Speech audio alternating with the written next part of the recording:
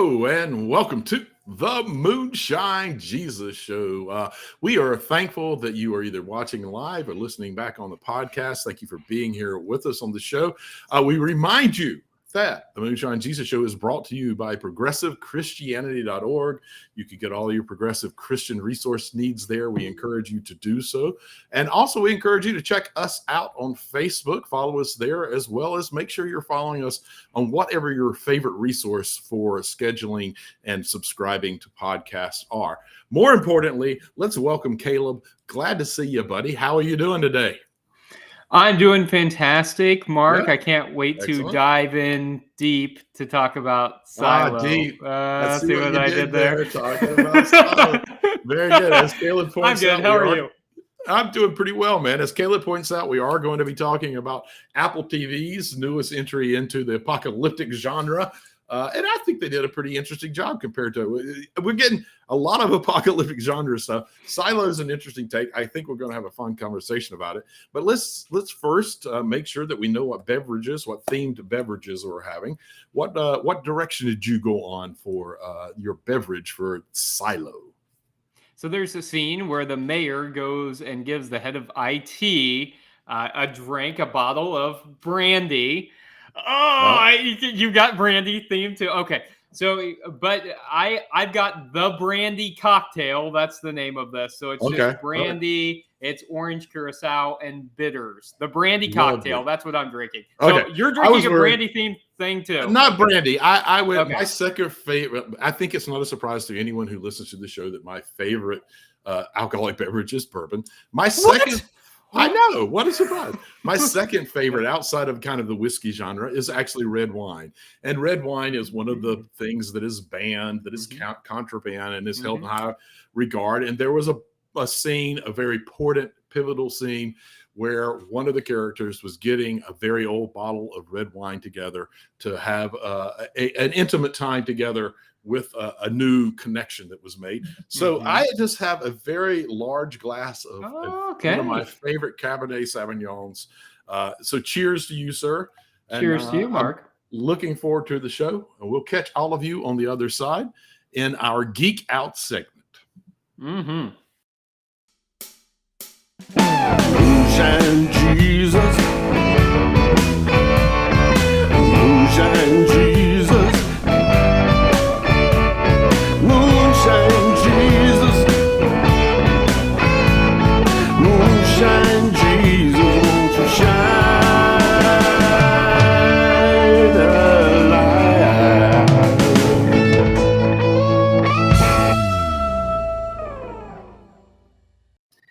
Welcome back to the Moonshine Jesus Show, where today we're talking about Apple TV's Silo.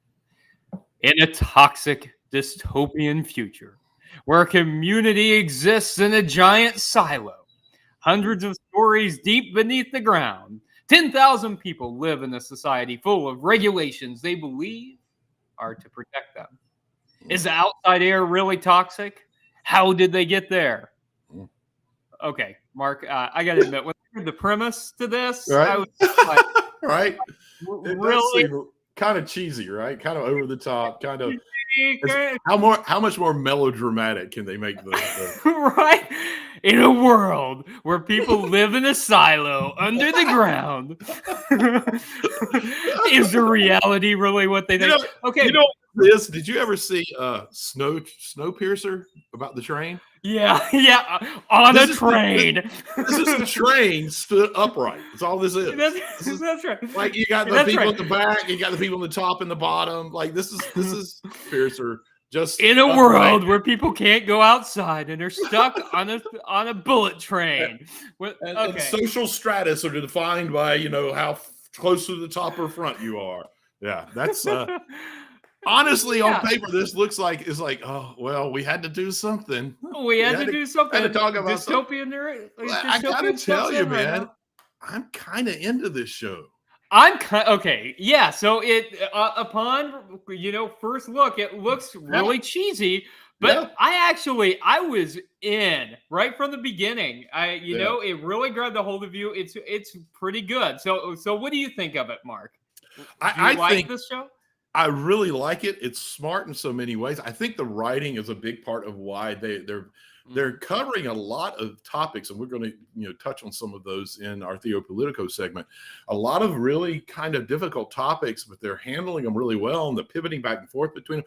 I even love that the first episode seemed to give us a main protagonist, and then they just flipped it on us. Like all of a sudden, we got this whole new protagonist that seems to be who we're going to be following for the next, I think it's a 10 episode series. So for the next 9 episodes, and I didn't feel betrayed when they did it, which for me is a sign of some really good writing, some great acting. Rebecca Ferguson is incredible in this, and we get lots of like Tim Robbins and other folks who do a really great job.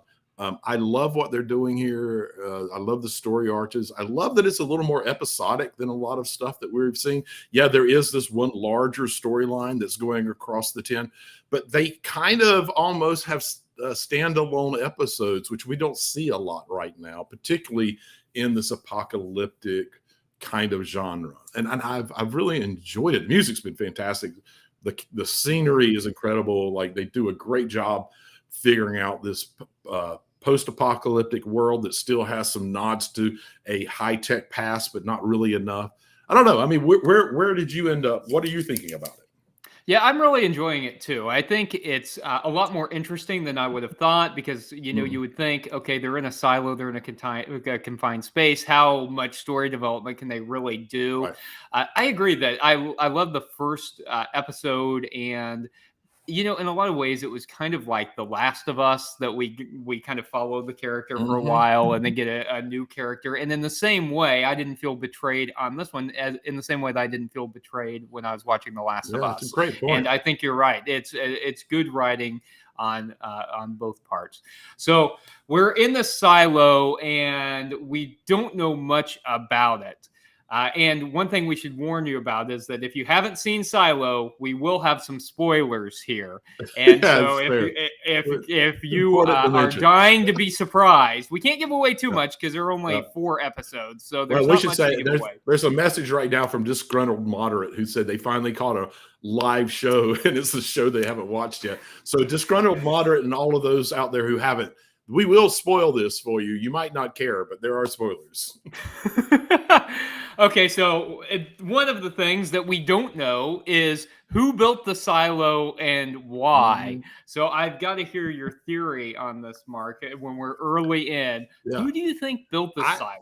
And why? I flipped on this. Early on, I thought it was an experiment. I honestly did. I was pretty sure that the outside was fine and that this was an experiment with, I think, this 10,000 people that are in this 144 level silo. I was pretty sure, but I flipped on that. I actually think, just because, of course they did, humanity ruined the world. I think that there's probably a group of folks more responsible who, I'm going to be a little hopeful here. A group of people who are more responsible for it, who felt some regret, realized what they were doing, and decided to build the silo and try to save part of humanity. And that's what this is. And that outside really is toxic in some way. I also kind of think, though, that those suits are designed to fail. Yeah. They don't want any chance of anyone getting out and somehow surviving for a while and, I don't know, hurting the silo, disrupting the silo, or whatever that happens to be. Yeah. So what do you think? Why do you think they're there? How do you think that this all came about? Okay, so I think that someone is in charge. Maybe someone in judicial knows more than they're letting on, and I think you did it again.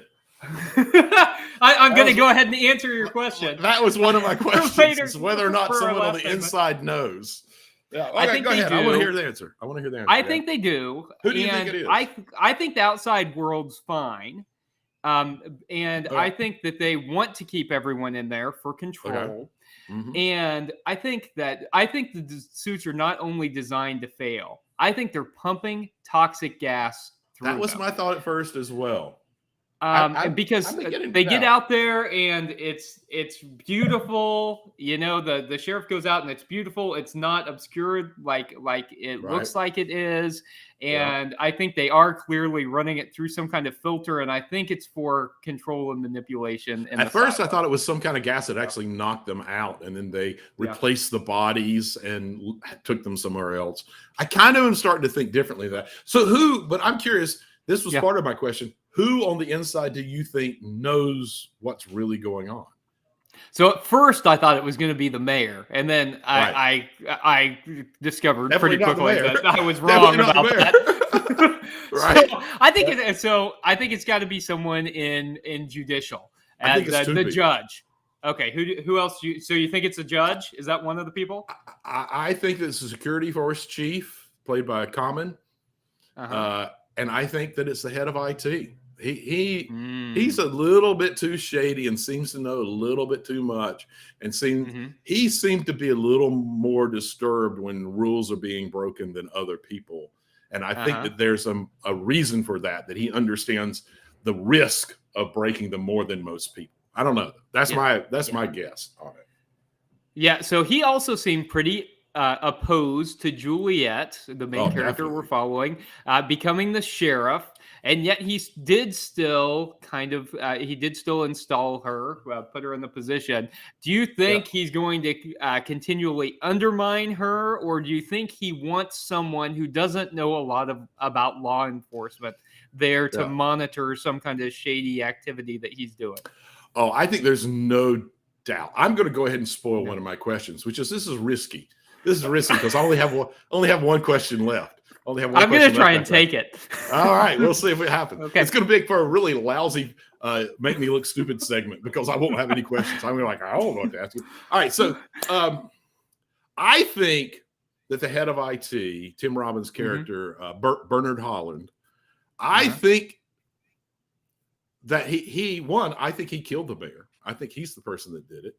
Because the mayor was bucking the system, and it's so important to follow the rules. I think that he will continue to hound Juliet. And a matter of fact, I think that I don't know how much longer Juliet's going to be able to keep her position now that he is the acting mayor. And because we know as viewers that she is investigating some questions that the outgoing sheriff realized that there was a truth that's out there. The truth is out there. There's a great sci-fi theme right there. And that she's investigating it, and he's going to start catching wind of it. And she's too important of a protagonist, so I don't think he'll kill her, but he'll do something to her to either undermine her as sheriff, and being sheriff becomes miserable, or demoting her, or I think there's even some chance he'll set her up so that she gets put on the outside in some way, particularly if we start seeing an outside story developing and that she'll get pushed out there. So that's what I'm thinking. Obviously you asked the question, so you had some thoughts on this. I think I thought the head of IT as well, because the mayor gave him brandy. He knew that she had alcohol stored away somewhere, so he knew to hide it. But so I think he's involved in that, and I think he'll definitely continue to undermine her. But here's my question, since you brought this up, the death of the mayor. Okay, so I wanted to know who you thought killed the mayor, and you've told me. I want to know, do you think the death of the mayor is linked to George's death? So Juliet's boyfriend, who was investigating stuff on the outside. Do you think the mayor's death is linked to his death? I think it's only linked to his death in that I do think that the people on the inside who know what's going on, including the head of IT, Bernard, I think Bernard had a lot to do with Juliet's boyfriend's death, because he was using contraband, and they had this real issue with you learning anything about history. And so I think they're connected in that they both were risking, in someone's eyes, whatever the silo was supposed to be and whatever it's supposed to be doing. So I think they're connected in that the same group of people or single person took them out as a threat to what they were doing. Okay, and another part to this question. Okay, so maybe it's someone who's involved, the same person or persons involved in the death of the mayor and the death of George. So we also discover that in the last episode, episode 4, that Juliet's family died, her mother and her little brother, and only her dad was left alive, who's a doctor. Right. So how do you think her family died? And do you think it was natural causes, or do you think this same group was somehow involved in the death of her family? I think that the death of the family is just a setup for her character, so it's easier to explain a broken relationship with a career-driven father and not a mother or brother or anyone around. It also shows her dealing with trauma at a young age, so it explains her decision to leave what's a pretty high class, because as we've hinted, the silo is stacked. The higher up you are in the silo, the higher class you are, and the classes tend to be divided and don't really mix a whole lot. And I think that's just a good storyline to explain why she ends up in the, what is it called, the down deep or the bottom class. Yeah. I think that's all it is. So I don't think it's connected. What do you? I think it's connected. It is? I think we're going to find out. I think we're going to find out that it's the same guy, maybe Tim Robbins' character, Bernard, that has killed the mayor and George and even her family. I think that's going to make him a really strong antagonist that we're going to love to hate, and we're going to want to see her overcome. So I think throughout the season we're going to see that develop, and we're going to learn more about her mother and brother's death. Could be. Okay. Here's a question I've got to get to before we end the segment, Mark. Please don't spoil my last question. Let's see if I can get as you're prone to do. I probably not. But we find out that they don't really know anything about the silo. They don't really know anything about the founders, other than the founders built the silo, and that's something we hear the sheriff saying. We don't know who built the silo. We don't know who built it, and they all repeat it together. It's very indoctrination kind of stuff. We all repeat it together. Right. We don't know why. Yeah, we don't know what happened to the outworld. They don't know who. They don't know who the founders are. All that stuff. So they also pray to the founders. Mark, is there anything odd about praying to the founders when they don't have any idea who the founders are? Is there anything odd about it? Oh, no, that seems perfectly normal to me. What do you think? Or, I mean, are there any parallels with contemporary religion and that? I thought you might maybe asking the question is sufficient. I think it really, in a lot of ways, is sufficient. I mean, obviously, it's unusual, and obviously, we do have that go on in contemporary religion, and there's a lot of unhealthy things that go on alongside of that. But it is a really wonderful way to control people, praying to a person or a thing or a people that you don't know and you don't understand, and that those in charge get to create what it is and what they care about and how you should respond to them. It's a great way of controlling people, for sure. No one would use that to manipulate people, would they? To make them do what they want? Not religious people. They care too much about other people, right? God. Oh, thank the founders. Thank God. Thank the founders. Thank the founders. Thank the founders that no one would do that. Right. Of course not. Okay. No, we couldn't have that. This is a fun show, and I'd love to geek out a little bit more, even though we're only 4 episodes in. There's a lot here, and there's a rich development. But we got to dive deeper into the Theopolitico. We got to go to the way down deep, Mark. We got to get down to the Theopolitico stuff. So let's take a quick break. Let's have another drink, and we'll come back and get into it. Cheers. Cheers. Moonshine Jesus. Moonshine Jesus. Moonshine Jesus. Moonshine Jesus, won't you shine a light?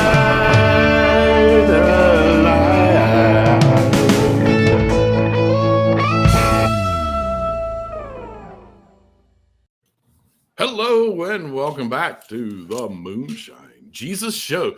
You're joining us for our Theopolitico segment. So I'm going to kind of stay with the theme you were loosely on there and ask you this question. Is there anything to learn here in this show about institutions that shut out the rest of the world, hold themselves in, and point to the rest of the world as poisonous? Are we getting any commentary about what that is? And are there things that we might be seeing, in contemporary society that might kind of be reflected in that? Never. No. Thank God. It was a dumb question. It was a dumb question. It really was. No, religion is altruistic all the time. And it's very, look, conservative Christianity right now, fundamentalist Christianity, let's say, and the religious right in the United States is incredibly guilty of this. Trying to make adherents feel like they're being persecuted and like all of the outside world is dangerous, and that the only way to survive the outside world is to turn inward, right? And so it demonizes all people, and we see this about all kinds of issues. We see it about race. We see it about reproductive rights.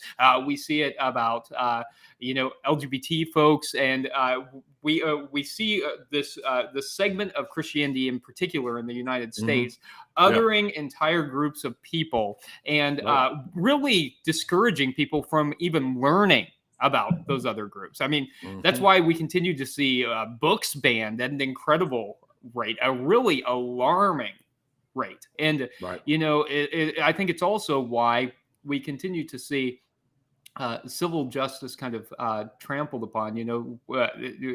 It's really incredible that we're living in 2023, Mark, and NAACP and other civil rights organizations are having to issue travel warnings about going places like Florida.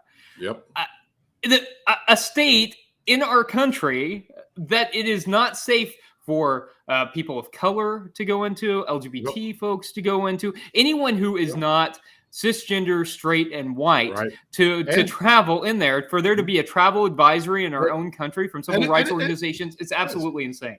It's crazy frightening, man. And in that particular state, I think Florida is a great one to use as a case study. You have a governor who is very much in support of it, just signed a law that basically allows the state to take children away from either trans parents or parents who are trying to get gender affirming care for their own child, is allowing the state to take it away.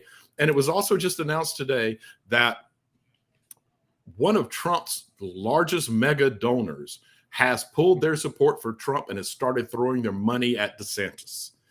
It just frightens me for what could happen if he were to win. When you look at what's happening, if he were to win presidency, what's really happening in Florida, which brings me to yet another question. So Silo is a place where dissent and disagreement, questioning the status quo, are punished heavily. Could the U.S. be on a path to something like that? Yeah. So I saw a meme the other day where it said, it's no longer Republican versus Democrat or left versus right. It is a Star Trek future versus a Handmaid's Tale future. And I think in a lot of ways, that's right. It's insightful and funny and scary. And scary, right? Because we are fighting for the soul of our nation at the moment.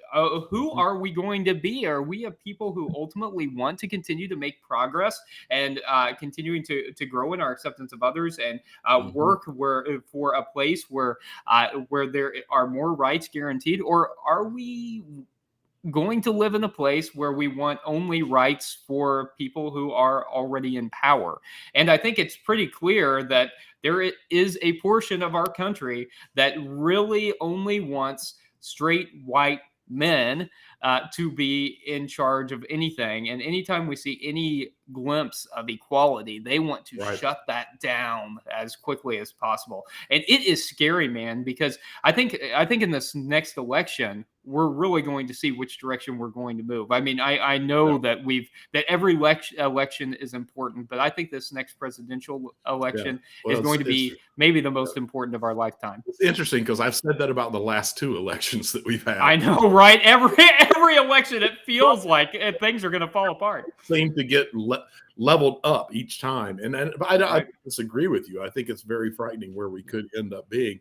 It's going to be a question of whether or not those who are interested in the Star Trek future can motivate the base enough, bring awareness enough to how draconian things could become if we don't show up in force. And the cards are already stacked against us with gerrymandering, with voting laws, all kinds of different things. We're already in a difficult position. We've got a lot that we need to be dealing with, and it's going to be a difficult road. We could go on and on about that. I'd like to move on to a couple of other questions that are, I guess, tangentially related to this, but important. So within the silo, for somewhat understandable reasons, there is a very kind of stringent population control that goes on. And so, one of the main storylines, and even one of the pieces that might start breaking down what's really going on and is everything really fair and on the up and up, is surrounding that issue. But it brings up the question for me is it okay for governments to make choices about reproductive decisions? No. I mean, I think. Hey, and why not? I mean, Silo presents a sort of like rational, like, here's why we're going to interfere here. Yeah, right. And I think also in universe, we also I think see maybe some eugenics here, and it's not lost. I think on the audience that not only is the sheriff's wife, who we find out did not have her birth control removed like she thought she did, not only is she someone who asks questions, which people don't like, this is also a couple of color, right? So I think there's racism going on here. Absolutely. I think whenever government gets involved with that kind of stuff, reproductive health in particular, that crosses a whole lot of lines. Certainly for people being able to make decisions about their own bodies, which people ought to be able to do, but also in terms of thinking about how is it that the government will want to control, who it is that is reproducing, and it's just that there's a lot of dangerous area there, and so I think that's one of the things that's really, really scary about this time after we've seen Roe v. Wade overturned, is that the government is really delving in deeper to this, and there's even movements now, not only to stop all abortion of any kind. Even abortion, that is necessary for a woman's health, or even abortion in cases of rape, overturning any of those rights. But also there is a movement to get rid of all birth control altogether, which is also incredibly dangerous. Particularly side by side. I mean, right? Yeah. What do you think? No, I agree, and it's very frightening, and I think a big part of it has to do with trying. Like, here's the thing. Yeah, it is all put up as a religious issue of abortion being a religious issue. Prior to the late 1970s in the United States, this was not a religious issue whatsoever. As a matter of fact, the Southern Baptist Conference, 1971, 74, and 76. Passed statements affirming the importance of access to abortion, and making the statement that the government should have very limited influence in this process. What happened was, and I'm going to get on the soapbox and a little bit of a historian kind of thing here. Get up there, Mark. Preach it. What actually ended up happening was the conservatives in the South were very upset about integrated schools and didn't want to do it. A ruling was passed through the courts for a particular county in Mississippi that they had to be integrated. Once they integrated, the attendance of white folks from integrated public schools fell from 700 to about 200 the first year. And then the next year, no white students showed up. And they were all going to segregated schools. And those segregated schools were getting funding from the government, even though they were founded on segregation. The Republican Party decided that they needed to figure out a way to get people to vote Republican, but they couldn't do it on the race issue. And they figured out a way to pivot this to make it about abortion. This has never been a big issue until the issue of race came up. And so this has become a very false front. And what they're ultimately, though, trying to do is create a lower class of people, a great working class, which brings me to my final question. Great segue. A very strongly defined class system is a present in Silo, along with hurtful stereotypes in it. My question to you is, do you see any parallels with the class system in the U.S.? You think about the Down Deep having the skill sets are all in to keep everything going is actually in the lower class. And in the U.S., I would posit that a lot of what the conservative movement is trying to do is to create a great striation, remove the middle class, create a very privileged upper class, and create this giant underclass that serves them and does all the actual work that keeps the society afloat, but are so stressed and so overwhelmed with life that they can't fight and they can't resist.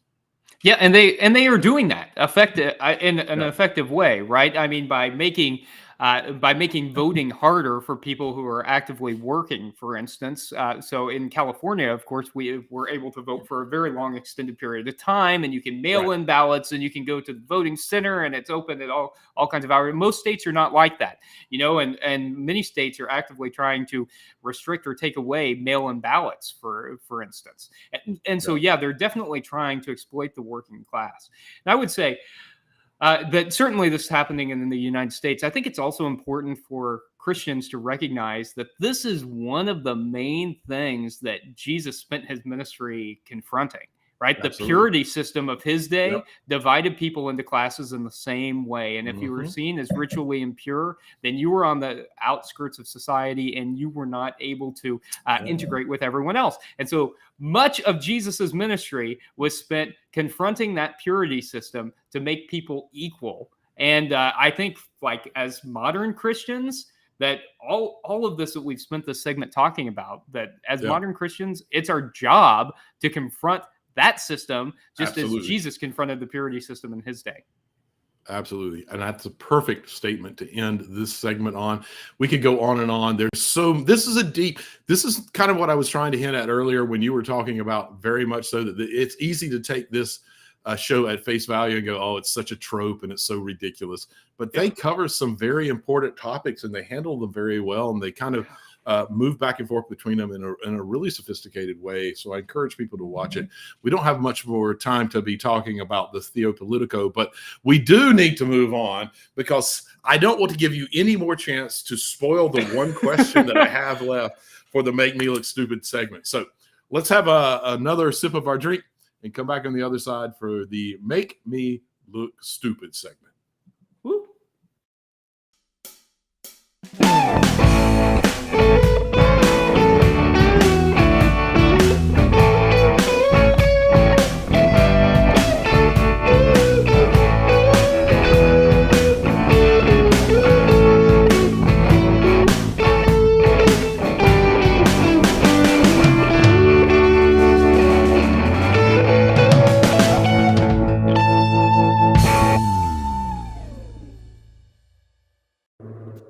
Welcome back to the Moonshine Jesus Show. We are entering one of our favorite segments, if not segment of the show. That's why we save it for last, the Make Me Look Stupid segment, where we get to ask a question and see if we can stump our co-host. And it's always my goal throughout the show to steal Mark's questions. And today, I got one of them. He gave me another one. Yeah. And so here's the thing, Mark. I want to make sure that I don't steal the third one. So I'm going to let you go first. You ask your third question first. That's so gracious of you. I do appreciate it. I know, right? I can be kind sometimes. I have a 4-word question. Oh! of course you do. Yeah, 4 words. Okay, 4-part. Okay. No, not 4 parts, just 4 words. The whole 4 words. The whole question is just 4 this words. This is different. I'm going in a very different direction. 4-part question, man. Right, normally. Okay. No, this is just 4 words. 4 words, okay. Are there other silos? Ooh, I think there are. I've been thinking about this. I think there are. I don't think this is the only one. I think it'll be interesting to see where they are exactly. But I think that I do think that I don't think it was a catastrophic event that got people into these silos. So it'll be interesting to check back and see what we find out. Yeah, I think we really should. I think this is good enough show that after this season, it's been renewed for season 2. So I think it's worth coming back after this season. We don't do this a lot, but every now once in a while. Yeah. I mean, what do you think? Isn't this worth coming back? I think it is, because I want to see whose prediction's right. I want to see how we did on this. Yeah. So I'm going to say that I think that people were forced into these silos. I think everything's okay on the outside of them, but I don't think that this is the only one. Now I'm not sure why they're in the silos, other than I think that it was for some groups to control other groups of people. Yeah. What do you think? Do you think there are other silos? I think I'm with you. We agree on that point. Yeah. I definitely think there are other silos. I started where you are in that there was some notorious reason for the silos. I've arrived at the conclusion that's a little too far-fetched for me. I think that the silos really are there because something has happened to the air outside. It might be beautiful out there, and there might be other creatures that can live. We saw birds flying. Whether that's real or not, I'm not 100% sure yet. But I do think there's something wrong with the air outside. But I definitely think that there's other silos. And if anyone were to manage to figure out that there's something wrong with the suits that they go out in and figure out how to make it work, I think that we might get introduced to other silos. Yeah. That's my guess. I don't think we're going to be stuck in this one silo. I'm going to say maybe even this, either we won't be stuck in it this season, or the cliffhanger at the end of the season will be that there seems to be that someone is on the outside, has fixed the suit, have overcome the suit, and sees something that is possibly another silo. That's my guess. I've got a few questions I'm thinking about here, so I'm trying to decide which one I'm going to pick. But I think I know. So you and I think I know where you're going to land on this, since you think that since you think it's toxic air outside. But I want to know: do you think that the people who are outside the silo are really dead?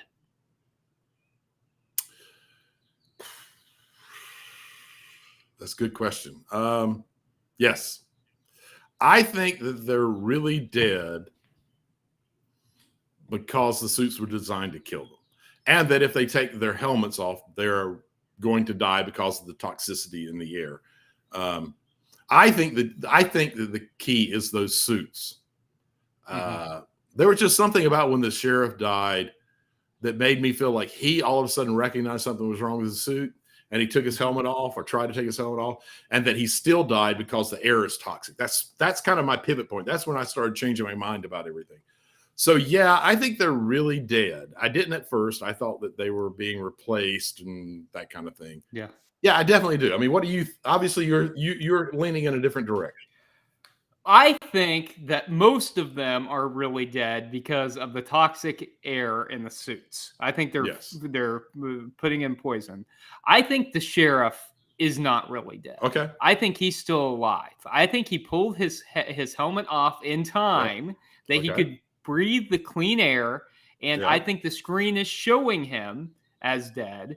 But there was that. How did they do that? How did they do that? Because we see him take a helmet off, but we see him go to his wife, and then he collapses on her, and then never moves again. And the body's in later scenes, the body's still there. How did they? Because someone seems to be watching it all the time.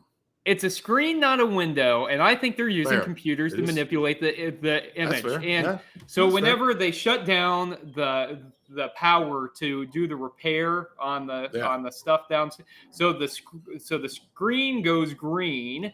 And first of all, they see we get a little quick of outside, quick little flash of green outside. Or the blue skies and a little green, and then we see the screen go green, and then it goes off.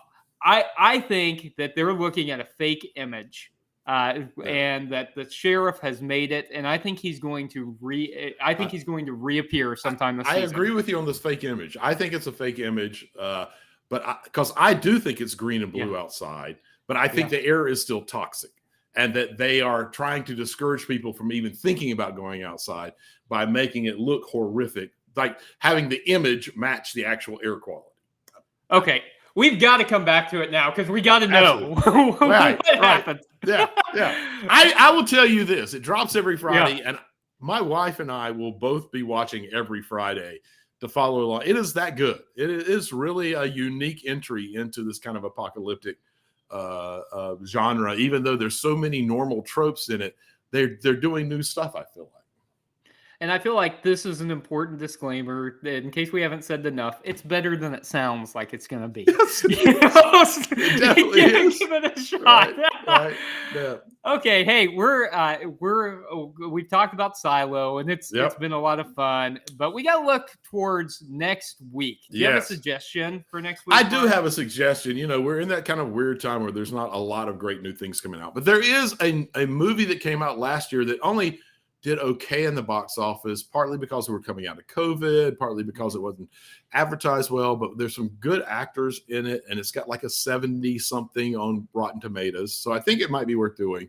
Drops tomorrow on several streaming, I think Apple TV, I think Prime Video, maybe a couple other places. It is called 3,000 Years of Longing, and I'll read you their brief synopsis. Brief synopsis. While attending a conference in Istanbul, Dr. Athena Bini happens to encounter a jinn who offers her 3 wishes in exchange for his freedom. This presents 2 problems. First, she's in real doubt. And second, because she is a scholar of story and mythology, she kind of knows all the cautionary tales of wishes gone wrong. So the jinn pleads his case with her, telling her some fantastical stories from his past. And eventually she's beguiled and makes a wish that surprises both of them. Sounds like it could be interesting. That sounds pretty good. I think with all the mythology stuff in there, I bet we can find some stuff to talk about. I'm in. Absolutely. 3,000 Years of Longing. 3,000 Years of Longing. It should be a good time. Like I said, some great actors, reasonable Rotten Tomatoes ranking, so we should be all right.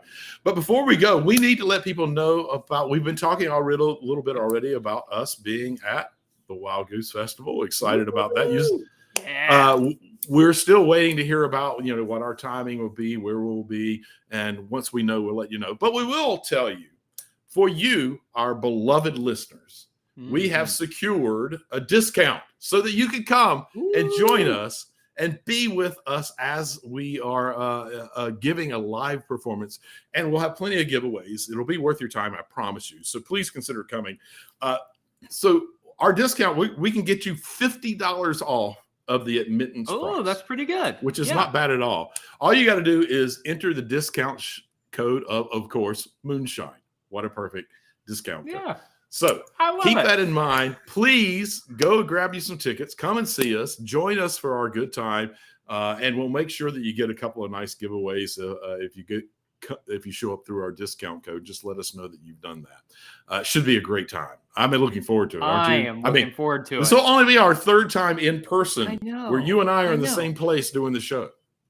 And this is fun, but that's like a lot of fun. A whole new level of fun. Yeah, it really truly is. It really truly is. And what makes it better is not just that it's us, doing it in some garage somewhere or something in person, but like we're with other people who are engaging with us, and so much more you energy. all, the listeners, being there with us. That's the best part. We love it. Absolutely. I can't wait. Hey, before we get to Wild Goose, though, we do need to let you all know that we are going into the summer. And first of all, there are going to be a lot of great things this summer. And we're really excited about a lot of the shows that are coming out. You know what I'm excited about? I'm excited about something for you. For me, I'm excited that you are getting to take a sabbatical. I know, which is something we really do need to let folks know about. It is. So even though there are going to be all these great shows, and we're going to try not to miss those weeks, there are going to be a few weeks here and there over the summer where we might miss a week of Moonshine Jesus because of travel. So we'll still be hitting all the big things, but we might need to take a break here and there. So, but one way you can make sure that you can hear the Moonshine Jesus Show is to make sure that you head to North Carolina and catch us live at Wild Goose. Absolutely. Okay. Hey, this has been a lot of fun. Thanks for joining in. Thanks for listening throughout the show. And can't wait to see you next time on the Moonshine Jesus Show. Moonshine Jesus.